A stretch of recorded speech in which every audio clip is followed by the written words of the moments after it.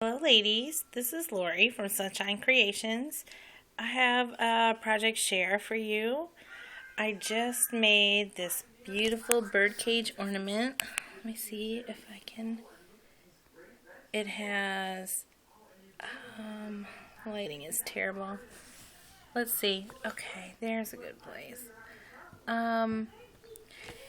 Inside my little birdcage, I have graphic 45s, Nutcracker sweet paper, Christmas tree, and I made some presents.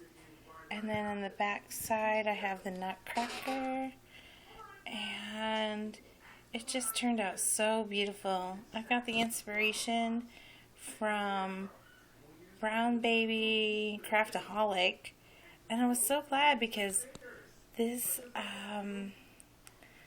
ornament I made for my best friend Jim, I just really didn't know what to do for him this year. And then I saw a video and I was really excited. So I love the way it turned out. So pretty. I think I'm going to be making a bunch more. Alright ladies, thanks for watching.